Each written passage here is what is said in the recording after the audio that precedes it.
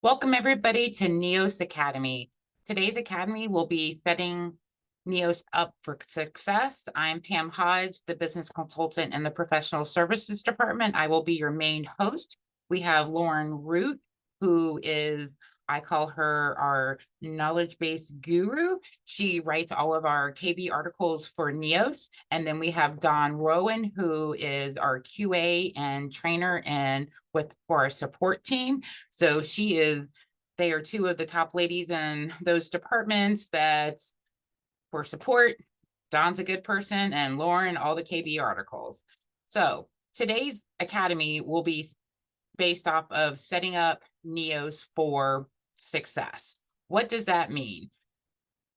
We will be going over how to set up NEOS, and the agenda for today will be firm preferences, staff profiles and permissions, our directories and document types, case types, and then we'll round out with primary and auxiliary checklist. Just to let you guys know, that's a lot of information in 1 hour. Please note at the end when we're going over primary and auxiliary checklist, it's just going to be a high level overview of what they are, and there will be a NEOS Academy just on those two items. Okay, just to remind everybody, if you have any questions as we're going through the academy, make sure you use that Q&A box that's available to everyone. And what we're going to do is we're going to go ahead and jump in and get started with the academy. So, like I said, this is going to be setting up NEOS for success. This will allow the admins of the firm to properly set up NEOS to work how your firm wants to use the platform.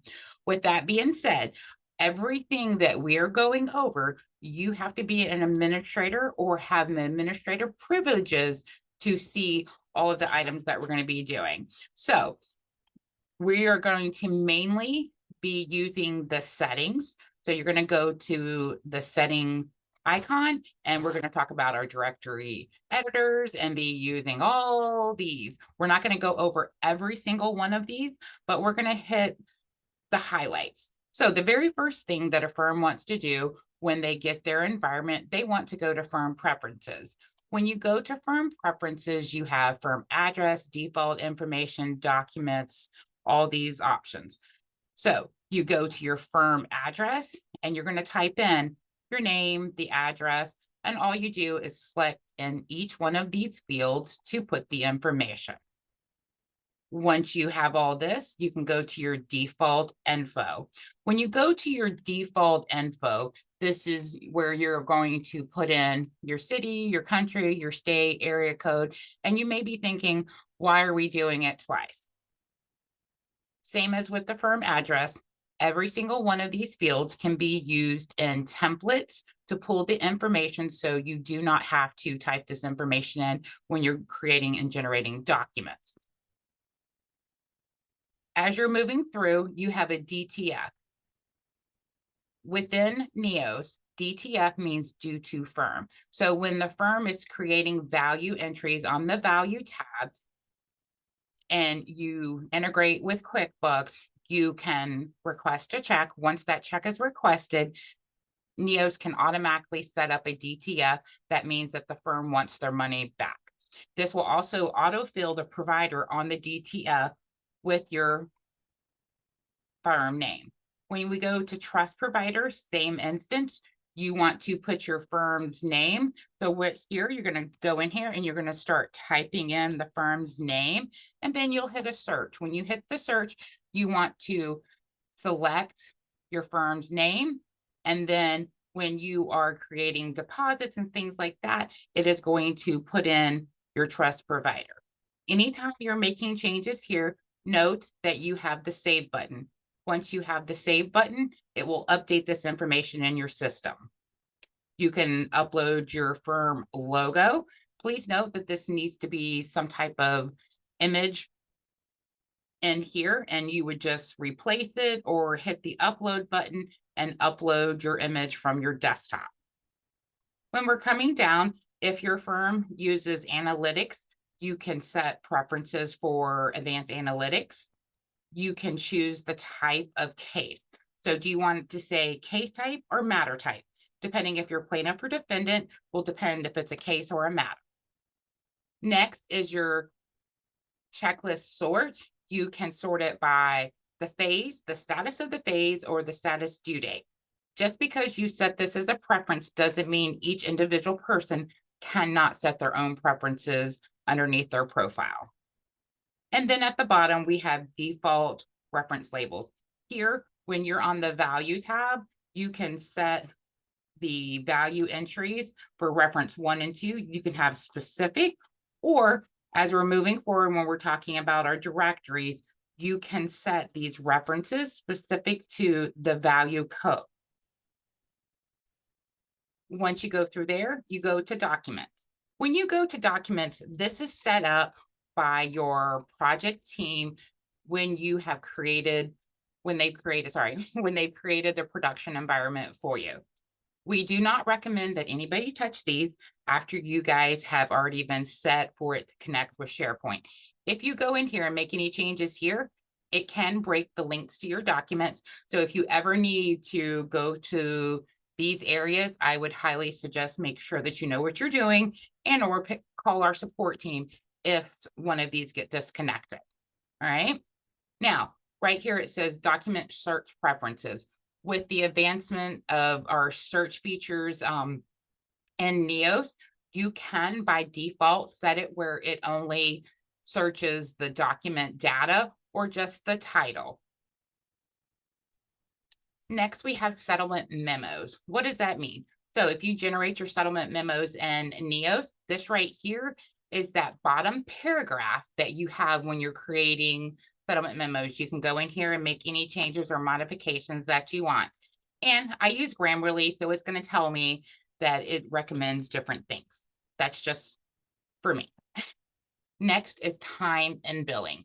When it comes to time and billing, if you're a defense firm or a firm that bills, you can set time tracking to track on specific case types and set it to track on specific staff. To choose that, you hit your drop down, you choose the case types, and then you can go in here and choose what staff member tracks time. You can set your default time increments. So you can do 6-minute increments, you can do 12, 15. What does this mean? This means is when you're creating a time entry, by default, it is going to bill in 6-minute increments. All right. Time sync, you can sync the time. Here you have default provider, default value codes. With that being said, your default provider, you're going to choose your case name. I mean, sorry, not your case name, your firm name. So that way, when you create entries, it's going to automatically select that your firm is the provider. Also, it's going to say default value code. It will automatically create it as a time entry. So when you're entering time in Neos, you can enter it on the time tab and it will automatically create a value entry on the value tab for you to run invoices. You do have options to create your billing as leads billing. So if you are an insurance defense firm and you create invoices in Neos and need to transfer those to the insurance company, you can export your invoices in leads billing format. You have the option to put in your leads firm number and then your matter number specific to the insurance companies. Here it says display time spent as a decimal. What does that mean? So when you're on the value tab, when you're on your entries, you can have it create the entry in a value entry. So if I go here to a case, actually let's browse cases, and I want to go to a criminal case because I know our system is set up for criminal to bill time. So if I go to this case and I'm on the value tab, well, maybe not this one. Let's choose another one. Might help if I choose the correct one. So let's go here to a criminal case.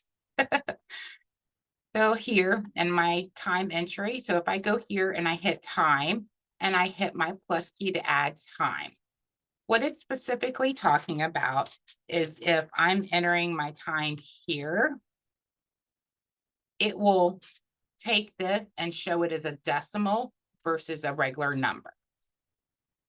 All right. So if we go back to settings, that's what that's for. If you want to enable trust request and trust deposits, you hit the checkbox here when it comes to invoicing. So if your firm does do invoicing and you want the time to be approved before an invoice can be created, or the if the person is putting in a cost and it needs to be approved before the cost, you can turn this on. And when people are creating those entries, it's going to require them to have it approved before it can be processed. Any changes you make, you hit save, and then it's going to update your system. I'm going to hit discard right now because I don't want to turn those other options on. Now, when we come to security, you have several different options. So you can turn on two-factor authentication. What does that mean? That means if you turn on two-factor authentication, it will require all users to either get a text message or have a Microsoft Authenticator app on their phone. So when they go log in, they have to put a specific number that is either text to them or appears on the application to allow you guys into the system. And then we have this new option, approved domain list. This right here will allow you to have multiple domain for one firm. And then you have communications. When you come to communications, if you have Neos texting, if you have the Premier texting, which is included in our platinum tier, this is where you would set it up in order to text directly out of Neos. Of course, we have the basic texting out of Neos that will come in and out as a email. It'll go out as a text message, but the response back to you will come as an email. If you want the true texting, you come here, turn this on. If your firm is interested in that, you can contact the support team, which will get in touch with your customer success manager. If you know who your customer success manager is, you can reach out to them directly. Okay, now that we went over firm preferences, we want to talk about permission groups. So permission groups are what allows you to dictate what each person in the firm has access to.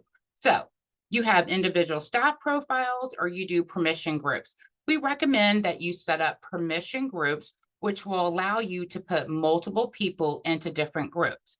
Please note that you don't want one person in multiple groups because it could cross over their permissions. To create a permission group, you go and hit add. It's going to ask you the name of the permission group. And since my name's already here, I'm going to use Lauren's name and I hit save. Once I hit save, I can go to my permission group and by default, everything is collapsed, but I can do expand all. Once I hit expand all, by default, all permissions are turned off. We do that to ensure that you go and set your permissions specifically. If your firm is struggling with permissions, you can reach out to the support team. You can reach out to your trainers. I know the trainers have a very detailed document that would go through each one of these items. You have 4 options when it comes to permission groups: enable, can add, can modify, and can delete. What does each one of these mean? Enable allows them to see the information. Can add, it allows them to add things to the case tab, the medical tab, deadlines. Can modify, it allows them to modify any entry that's currently there. And can delete, that means the person can delete any of the entries. We always recommend that only certain people can delete The reason we give that best practice and best recommendation is you don't want somebody to delete something that should not be deleted, that should be controlled by your admin group. So of course it's a firm preference, but we can give you best practices and best recommendations.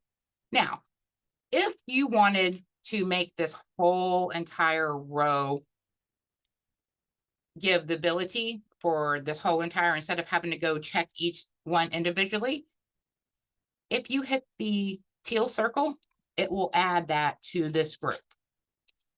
Once you turn that blue and you hit save, it's going to give these permissions to this entire group. And you can do that for each one of these sections and then hit save. Once you hit save, it will update this information. As we're going through this, you have your cases, you have your providers, name details, calendars, messages, intakes, and then all of your directories. I get here to get to our directory because when you're looking at these directories, all these are specific to admin settings. So all the others have to deal with the case level. These directories are specific to the admin group. As you're looking at these, you would not want every single person in your firm to have access to modify. I always say, let them look at it, but don't let them add, modify, or delete to ensure that there are no issues or somebody's not changing something that the admin or the firm admin has set up. Okay. So again, you hit the teal circle and it will do everything. But let's just say you're giving everybody the option for all this, but you don't want them to see automatic workflows. You can go here and change it to explicitly deny.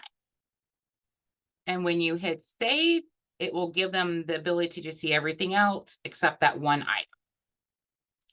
Now, once you have set up your permissions and you've set up your permission groups, you want to add people to these groups.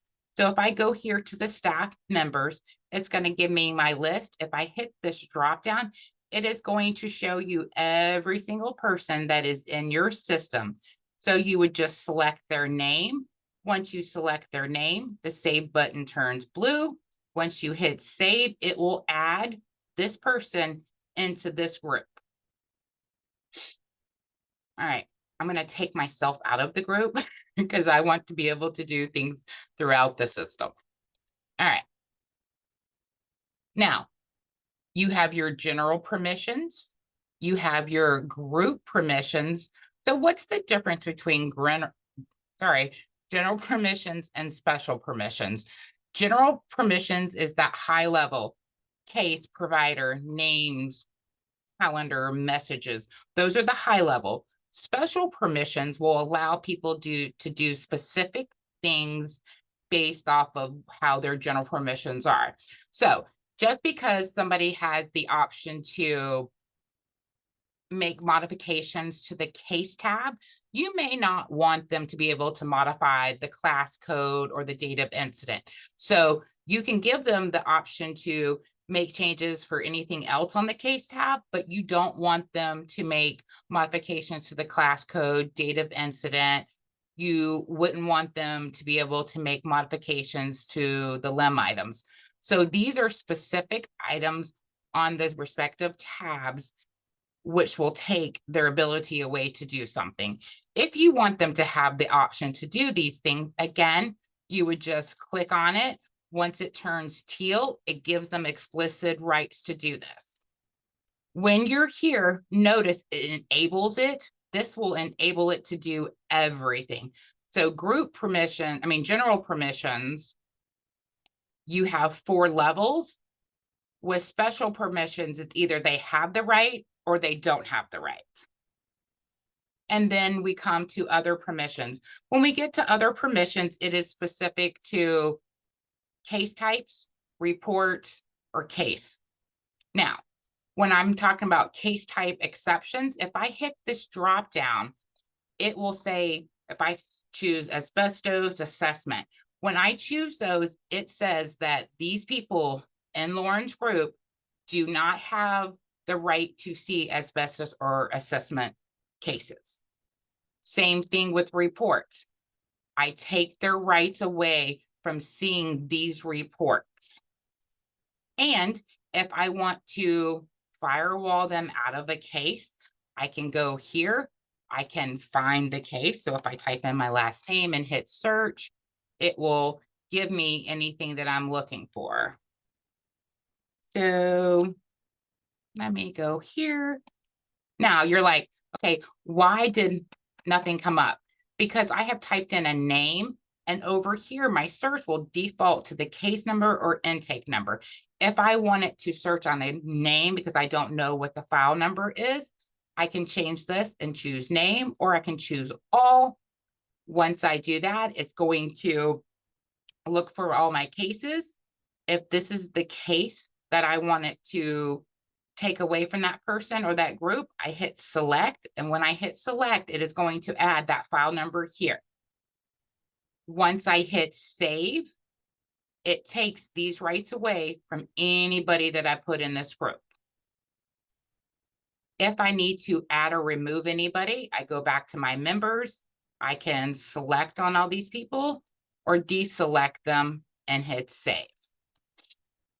Now, that's a lot of information. Permissions are very important as you're setting up your system. There are a lot of KB articles that talk about permissions. I will say that the biggest thing that firms struggle with in the beginning is their permissions are not set up properly. If you are a staff person and you can't do something, the first line of defense would be like, hey, do I have the permissions to do that? As an admin, you can go in here and see if they have permissions to do that information or do that task. All right, so I am going to close my group permissions down, and we're going to come back to staff profiles. Now, staff profiles is what allows you to set up every single one of your users in the system to access Neos. So when I go to staff profiles, this is going to give me a list of everybody that is in my system. You have a staff code, full name, active Neos user. So we're going to start with these four here. Staff code is how they log into Neos. Their full name is, what is the full name of the person? Active. Active means that they are an active person in the system. That means if I am on a case and I want to assign this person to the case, active will show them here. Just because they're active does not mean that they have access to Neos. So if I go back here to my settings, in order for them to be a Neos user, they have to be marked as a Neos user. Staff code is how they log in. This is their full name. They appear in any dropdowns. Neos user allows them to log into the system.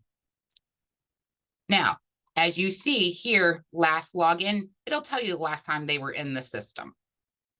Now, before we go to this other information, I'm going to go over here and I'm going to find my name in the system, single select. When you're on staff profiles, single select, because if you double select, you're going to sit there and be like, what's going on? Single select on the person's name and it will open up their profile. Here, if you notice, full name, staff code, alternative staff code. So if you are a firm that integrates maybe within a different accounting platform, you may have an alternate staff code that you may need to add in. You have to choose your time zone. You can upload a digital image. You can create your email signatures, email address, your password, and this is how you turn people have the ability to access Neos and be an active user. Okay. When those are turned on and off, you can look at this. But if you notice, when I unchecked Neos user, I cannot deactivate somebody who is currently logged in. So just keep that in mind. Okay. Office 365. You know that Neo's backing is SharePoint and 365. Here is where you will connect your Office 365 account. If you are connected, it will say connected. If you are not, it will say disconnected. And then if you turn on two-factor, this is where you turn on two-factor authentication for the firm or each individual person. Down here, if you use advanced analytics, it'll allow you to choose additional information. And then if you come down here to the personal information, this is where you fill all the information out. Best practices is going here, fill in all the information, their name, gender, initials, job title, phone, mobile number. You look and you fill in all that information. Why do you fill in all the information? Because when you are creating your templates, you can use these fields to pull in the staff person's name. If you are using if-then statements for your genders, you can use the gender field to say he, she, it, they, we. All right. Now, if I go to permissions, we just talked about permissions here. So if you have a person who is in a group and their rights have been taken away from the entire group, but you want this one specific person to be able to do something, this is when you would go to their staff profile, go to the specific permission, and either add them or take them away. So you may only want this one person in the group to be able to delete limb items. So you would just go here and turn it on and off. Okay. Same thing with other permissions. So general permissions, special permissions, other permissions are just like the group permissions, but this is on an individual staff person, and you're able to make adjustments based off of maybe what that one person may or may not be able to do. Staff groups will allow you to set up groups. So if you're using messages, it will allow you to send messages to an entire group. Time and billing, if you think back to the time and billing and firm preferences, this is on an individual level. So it will allow you to say this person tracks time. They can set up an automatic time tracker. You can say that they only are able to bill 8 hours a day, set their default rates. If you use leads billing, it'll allow you to put in their timekeeper code and then their timekeeper ID. If they have explicit rates based off of a task, you have the option down here to add those. If I want to add a new exception rate, I hit the plus key.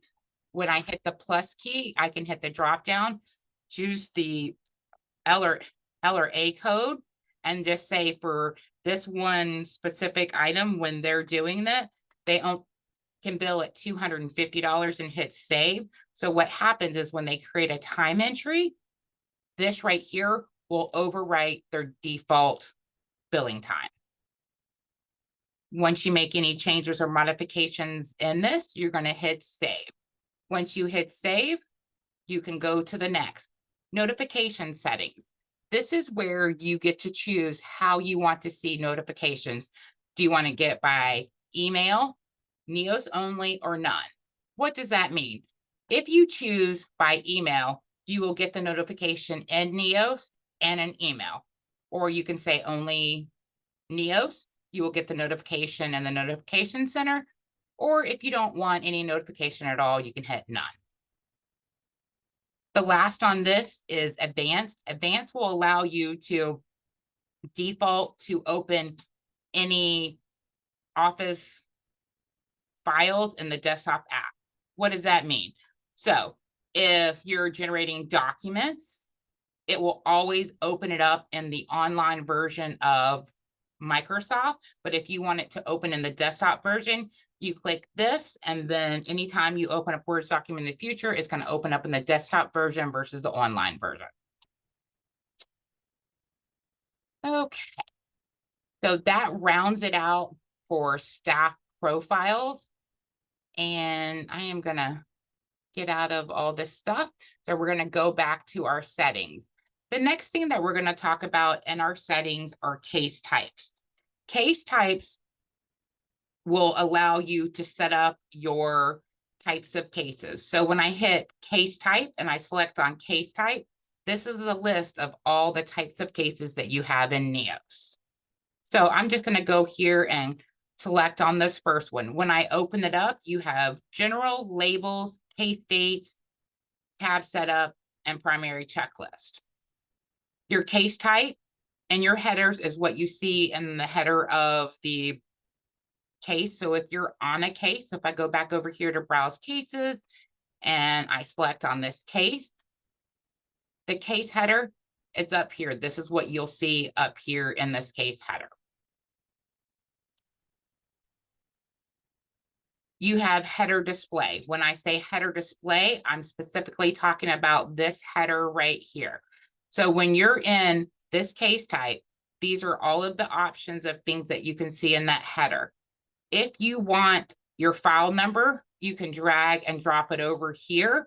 Once you drag and drop it over here, you can put it in any order you want and then hit save. So what happens is when you bring a field from the options to the display header, once you hit save, that information will be seen in this header up here.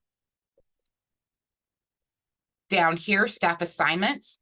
This is where you get to choose who's going to be assigned to cases. You can have as many as you want. If I want to add a new one, I hit my plus key here. It's going to give me the new line, and then I choose that I want admin assistant. Once it's there, I can choose what order it is. And when you're on the case, if I go to the case and I go to my assigned to, it will change the order of what I see here. And then if you're an insurance defense firm or you're a firm that does billing and you want to keep up with your budgets, you can enable budgets on this case. You have limb applicable, active. If it's an active case type, choose that. Allow for a future date. You can track time, enable settlements, and then enable disbursements. I'm going to hit discard. And it's going to give me my error message because I was doing too many things at one time. All right. It just gives me a minute to take a breather. All right. Now, we're going to come back to labels. Labels are going to talk about labels for your cases, your parties, your insurance. When you're on a case itself, flat fee and file number here, these are alternative case number 1 and 2. If I'm looking at here, I get to change what those names of those fields are. If I don't want to see date of incident and I want to see date of accident, I can change that. So if I'm looking at a case, it's talking about this field here. If I wanted to say date of accident versus date of incident, this is where I change that. If you don't want it to say our client, you want it to say something else, you can. You have insurance maximum minimum, and then you have your phases. Phases are linked to your checklist. So you can have up to 10 phases that will allow you to generate reports, but also when you set up your phases and you link them to your checklist, it will allow you to see how your case is progressing. This is when the case was open. This is when it went into case review. And then this went to arraignment. So you're able to see how fast or how slow cases are moving. And if you're using advanced analytics, you can predict how long it's taken your cases. And you can also run reports to see when some of these cases went into these different phases. All right. If I go back here and we talk about case dates. Case dates allow you to keep up with important dates for your case, but it will also allow you to use dates to trigger your checklist.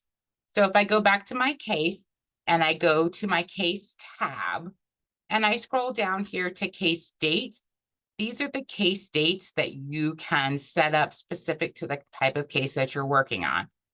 Also, if you are using Law Rule Toolbox, this is what triggers your deadlines for your Law Toolbox. So if I go back here, if I decide that I want this label to be pulled over here, I can just drag and drop. Or if I decide, hey, I don't want it here, I can bring it over back over here. Available labels allows you to add. Selected labels allows you to take away. If you want to change the position of these, you're just drag and drop. All I'm doing is taking my hand, grabbing it from one side, adding it to the other. If I want to change it, I grab it and I move it up. Now, let's say that you're looking at your available labels and you don't see what you want. That's when we come and start talking about our mini directories and user mini directories. So I am going to go back to my setting, and we're going to talk about user mini directories, mini directories. What is the difference between the two? User mini directories are directories that you create. Mini directories are standard directories that we have in Neos. And I know we're about 12:40, so may speed it up here a little bit. So if I go to user mini directories, I can scroll down to where I'm looking to see, oh, what am I looking for? Oh, if I'm looking for case dates, and I'm like, well, shouldn't my case dates be here? No, because case date is a standard field in Neos. Yes, you get to create your case dates, but it is a standard field in Neos.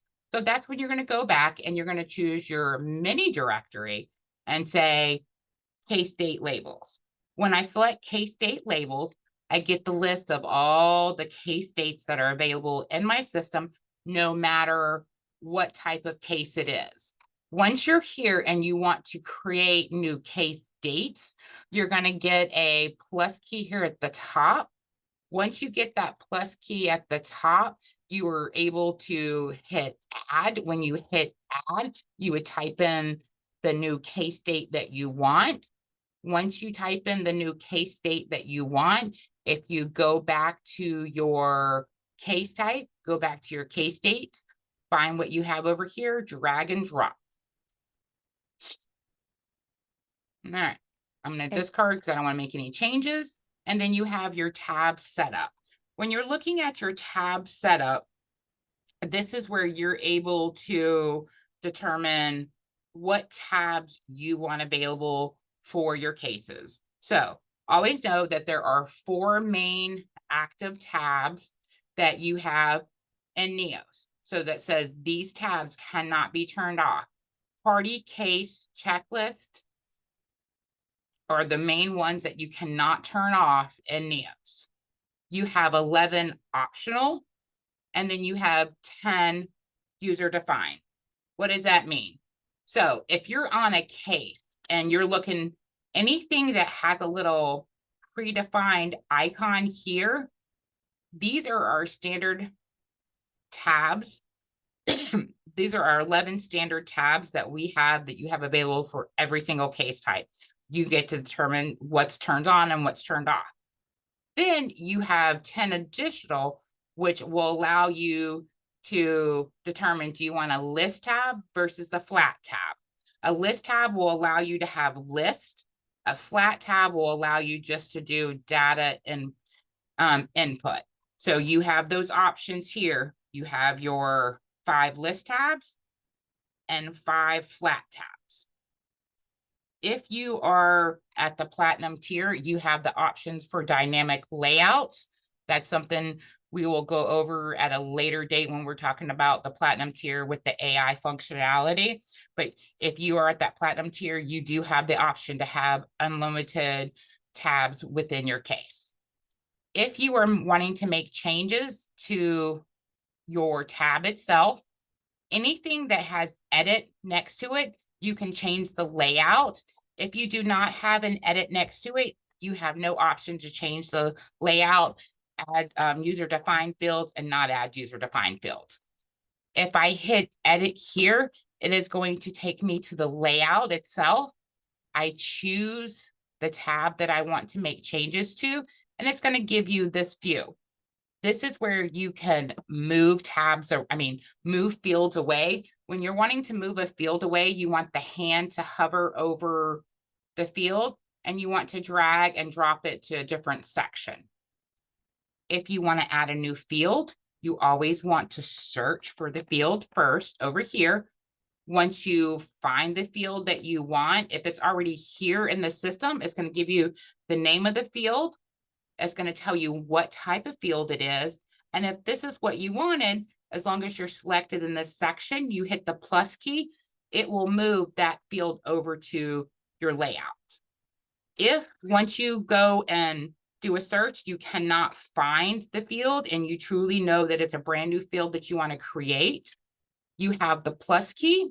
When you hit the plus key, you're going to get this add field type. So here, this is where you're going to name the field, the type of field, alphabetic, appointment, case notes. You have all these options. This will delineate what type of field it is, and you have the option for user mini directories. Again, if you decide that you want it to use a mini directory, when you hit this drop down, if your directory is not there, you can go build it out and then come back. But if it's a field or a directory that's already in your system, all you have to do is select it, type in the value, and hit save. So when you hit save, it is going to add that field to your layout. Once you make all your changes, you hit save, and these changes will update to your case for that specific case type. All right, I'm going to hit cancel there because I don't want to make any changes, because I don't want somebody to come back and be like, what are you doing? All right, I'm going to close out of the case type, and then we are going to round this out with checklist. When I'm looking at the checklist, this is how you set up your case types. So I want to go on a case type where we're going to see a lot of information. So I'm going to close the criminal and I'm going to go back to my settings, and I'm going to go to my case types, and I am going to choose the default MVA that we have for NEOs. And then now I'm going to go back to my primary checklist. So your primary checklist is going to allow you to set predefined tasks for people to do things when cases are created in NEOs. When you're looking at this as a whole, you have your phases, the staff, active, has a document, single or repeating. What is all this? What this means is this list down here, if you say, hey, I only want to see checklist items that are marked active, that means that these things are going to be applied to a case as soon as it's opened. Once I choose that and hit apply, your list can change. Over here, this will tell you what columns you're going to see here. So I'm going to hit this caret to give us more real estate on this view. So when I hit the drop down, I can add additional columns or get rid of some columns that I may not want to see. All right. So all I have to do is unselect it. When I unselect it, it's going to go away from the column. The task name is what the person needs to do. The code is something that the firm will set up. Your reference is this item is going to populate on this case based off of COD. COD means case open date. The staff is who it's assigned to. The days means how many days from this date will this item show up. You can choose your phases. Is it singular or reoccurring? If you want an item to constantly repeat, if you set it to repeating, once somebody marks something complete, it's going to say, hey, do you want to reset this for a new due date? They say yes, and it will reset for a due date. If you have a template that is affiliated with the item, you can hit the drop down. When you hit the drop down, it's going to give you a list of all of your templates that you have in your system. You select it. When you select it, it will add that template to this line item. So what happens is when somebody goes to mark that item, they're doing it, it's going to automatically create a window that's going to open up their template for them to create the template. Once the letter is generated, it's going to mark this item done. If it is associated with a limb or a statute of limitations, this is where you're going to mark this. Please note that if you have more than one item marked with the limb date, it will show the closest limb date. What does that mean? There's some firms that will add more than one limb date. So if you say do governmental claims, you have the statute date for the sorry, you have the statute of limitations date for 3 years from the date of accident. But because a governmental agency is there, you have a 2-year statute that you have to put the government agency on notice that you're going to file claims. So if it's something like that, you can mark both of them because both of them are just as important. Because if a governmental entity is associated and you missed that notification period, then you've blown your statute. So if you have limb items where you have multiple limbs, it will always show the closest statute date first. Once that item is marked complete, it's going to show the next one. Active says that this item is active. And if you hover here, you have your trash can. We do not recommend that you delete any entries because it may affect your older cases, but just mark it inactive. So once you mark it inactive, any new cases or any old cases, it will take that item off of your list. Once you hit save, it will update all of your open cases with these updated items for your checklist. Now, that's a lot of information in a short period of time. Like I said, I'm going to hit the high levels of these checklists. There will be a specific NEOS Academy where we do nothing but we talk about checklists, primary and auxiliary checklists. But let's just say you have this perfect checklist and you want to duplicate this for other case types and be able to make minor modifications based off of that case type. Up here at the top, you have actions. So when you hit actions, you can say copy items. When you say copy items, because I made some modifications, say, do I really want to leave? I'm going to say yes. Once I do that, I can select to add other checklist items to this one. So once I hit here and I hit save, it's going to ask if I want to keep this checklist and add other items, or do I want to merge both of them together? I have either option. Once I make that decision, I hit save and it will update this checklist with the other items as well. Like I said, we'll go very more in detail when we go in here and we talk about checklists. As we're looking at it, you will see items that have these downward carrots, or to me, it looks like candelabra. If you have something like this, that means that there are other items associated with this. So what happens is if you mark B05 complete, there is another item that says, hey, once you mark this complete, you need to do something else. So you can have a parent item, and then you can have child task. So once the parent item is marked complete, it's going to tell you to do the next item.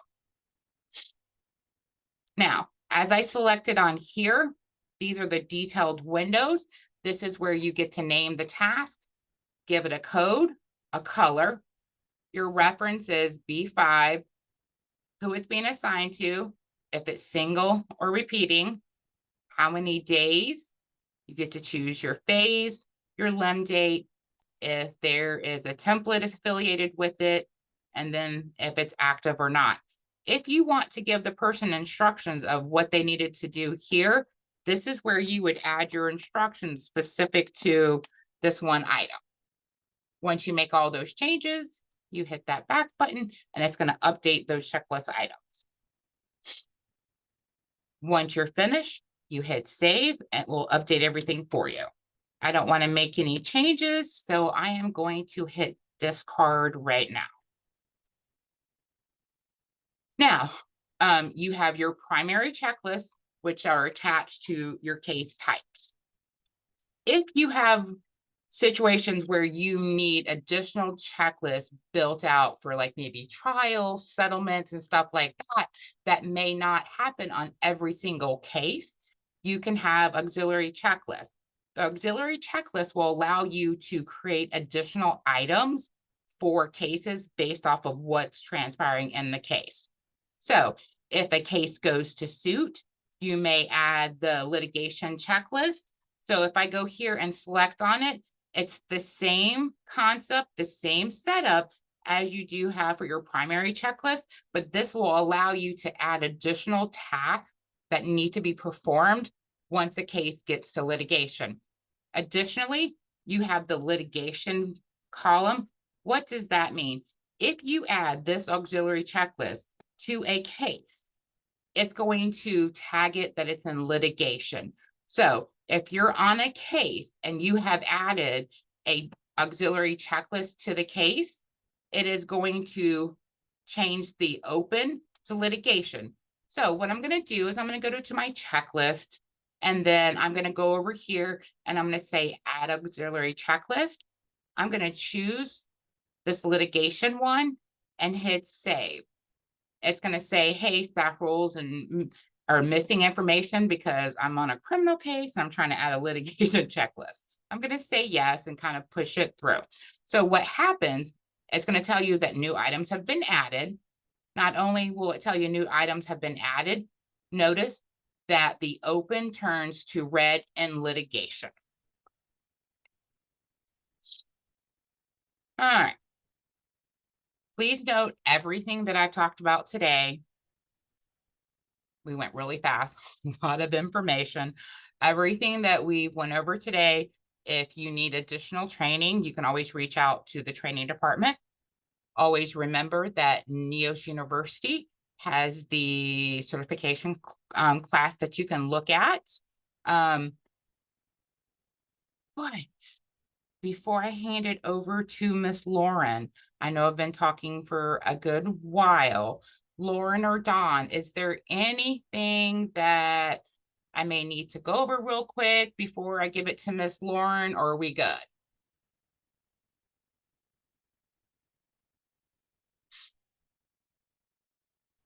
I think we're good on our side. Good on your side?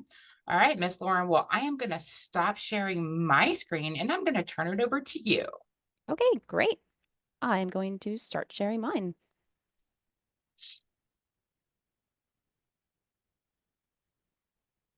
All right, great. Okay, so Pam went over a lot of wonderful content today as you're setting up NEOS since you are an admin of NEOS. And here's this permission group that Pam created for me earlier. So just as an example, I'm on permission groups. And if you recall, we got to there from settings and we just scroll down to that permission group tile here.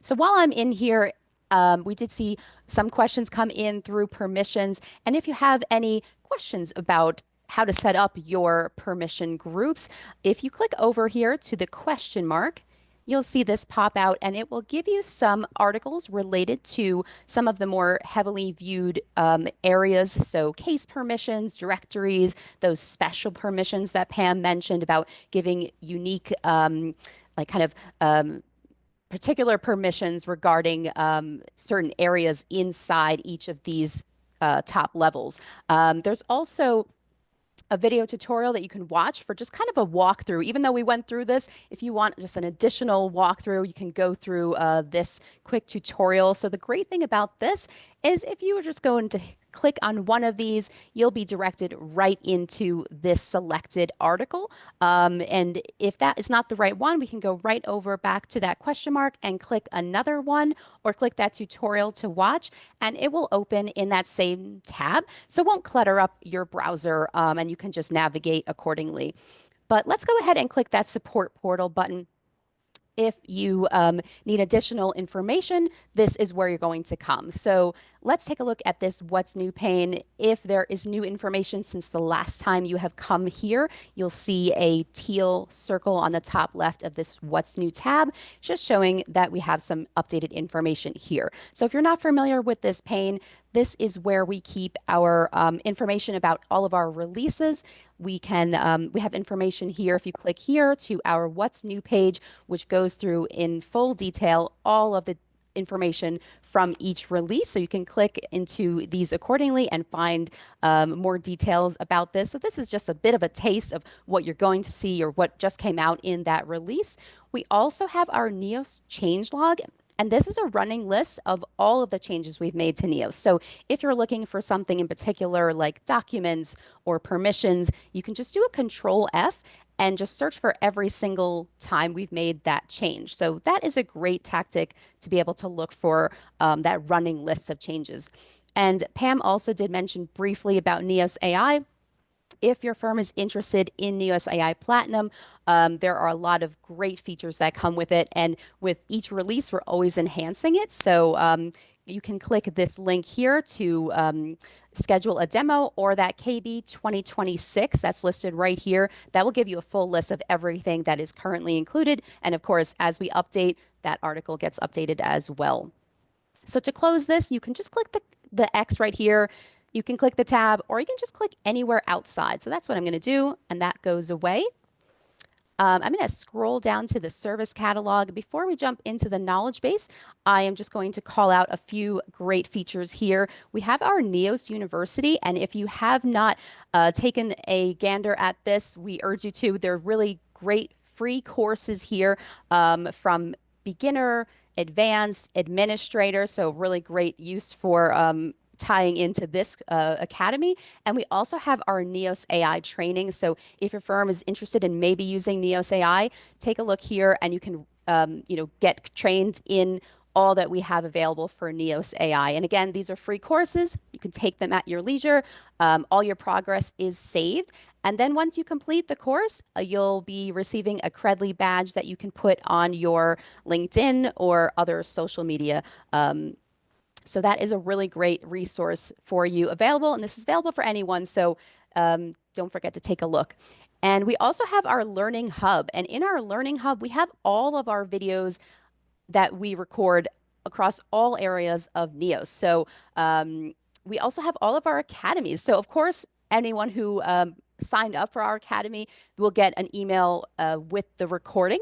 But if there are some academies that you maybe didn't get a chance to see or you didn't have a chance to register for, they're all located here. So you can scroll through and watch all of these at a later, all the previous ones at your leisure as well. So definitely take a look. You can search for content through the search bar or through these features that and topics. So this is a wonderful resource for you. So let's, without further ado, go take a look at the knowledge base. So when I click that knowledge base button, it opens up the knowledge base in this separate window here. And then you can minimize accordingly if you just want to hone in. So first of all, you see that we have 856 articles. It is a little small, but that is a huge number of articles to go through. And we're at our top level of Neos. So I'm going to click that caret icon, and it allows me to drill down into all of the categories where content exists inside Neos. So if you're looking for something, this would be a great kind of browsing the tree view to kind of, take a look and see where something might exist. So before we go into the topics that Pam discussed, this middle pane right here lists the articles by the category. So what I like to do is there is an option, this drop down here.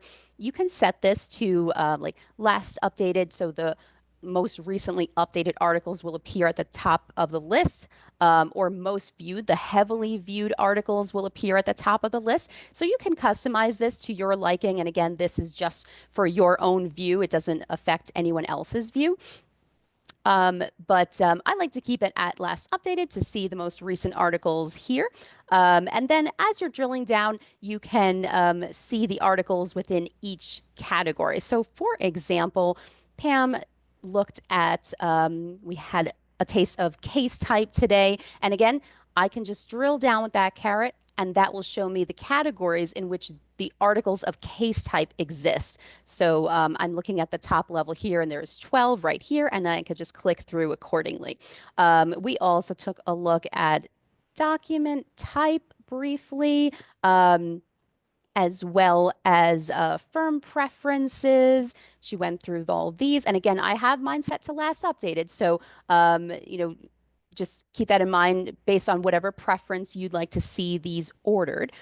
We also take a look at the mini directories as well as the user mini directories, which are further down. And we also took a look at our permission groups. So permissions, this is a great example.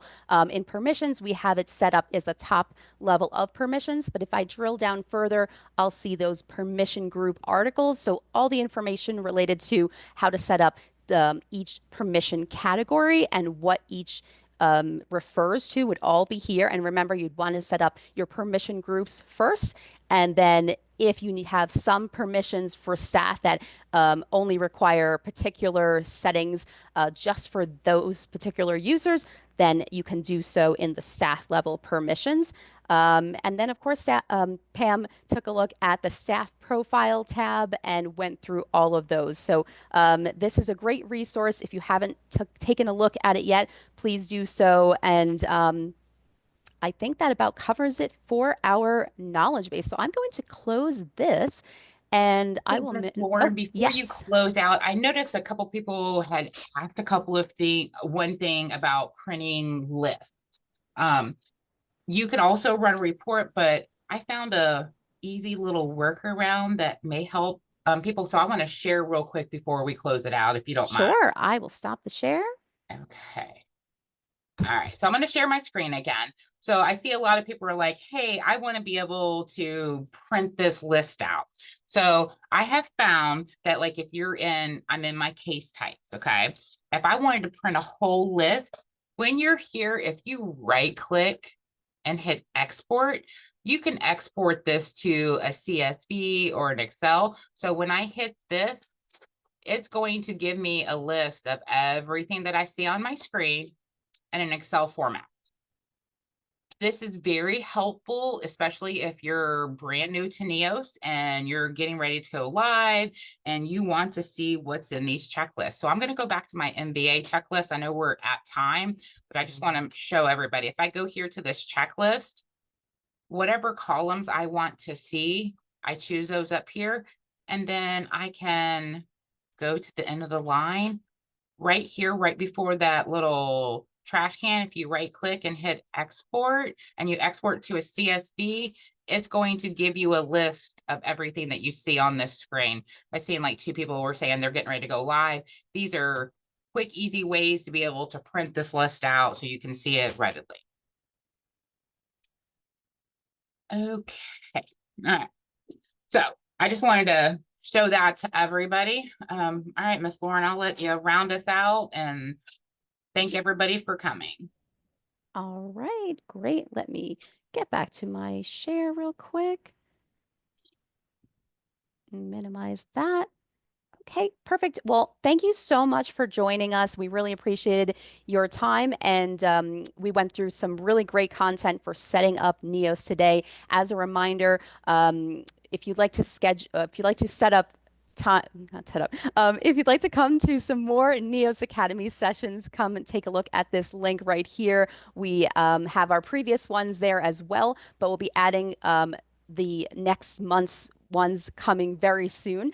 And we also have our NEO certification. Again, you can just click that link or you can get there right from the self-service portal and access that Neos certification course. You can take multiple and become a power user of Neos. And of course, if you'd like to book a training class online with one of our fabulous trainers, you can select that link as well. So thank you very much for coming, and we hope you have a great rest of your day.